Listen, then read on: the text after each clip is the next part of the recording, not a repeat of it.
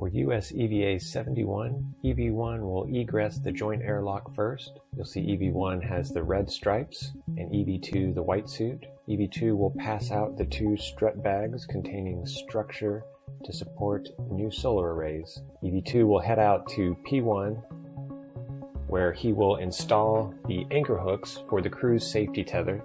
Now this is what we call a slingshot and will give them the 170 feet of length that they need to get all the way out to P6.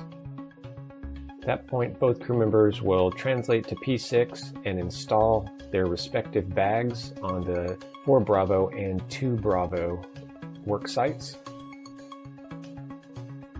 EV1 will translate back inboard and retrieve a portable foot restraint with a extension and head back to join EV2 at the 2 Bravo worksite.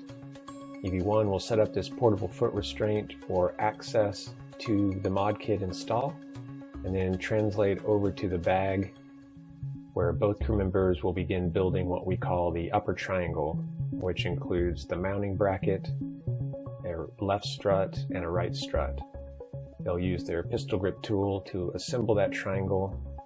Once it's complete, EV1 will be in the portable foot restraint and EV2 will hand it off to EV1. Here you see EV1 installing this on the mass canister.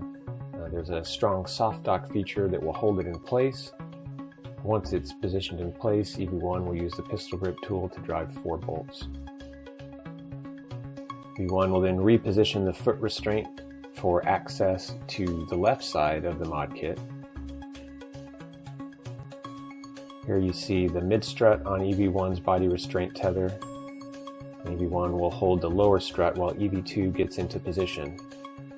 They'll work together to install the left lower strut. EV2 will start off by driving the bolt with his pistol grip tool, and EV1 will drive the upper bolt that connects it to the mounting bracket. They'll then work together to install the mid strut on the left side.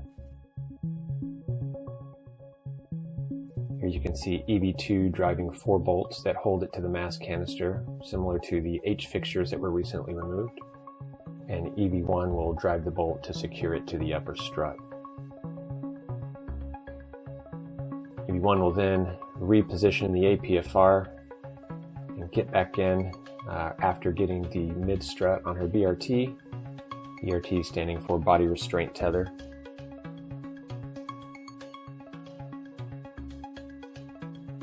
She'll get back into the portable foot restraint, receive the right lower strut, and then EV2 will translate around the mass canister for access to the installation point for the right lower strut.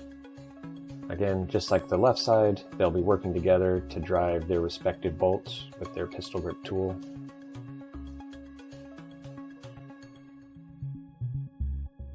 EV2 will translate up for the mid strut install, where he'll drive 4 bolts. EV1 will have a single bolt, and then EV2 will tighten the clamp bolts on both sides. The mid struts are telescoping, and this clamp bolt prevents it from telescoping any further once it's in place. The crew will then work together to secure the thermal blankets over all of the struts and make sure they're in place, as well as verifying that the pit pins that provide grounding paths for the structure are also in place. They'll then grab the necessary tools and head over to the 4 Bravo worksite. Very similar, kind of a mirror image to what they were working on previously. EV1 will install the APFR, or the portable foot restraint,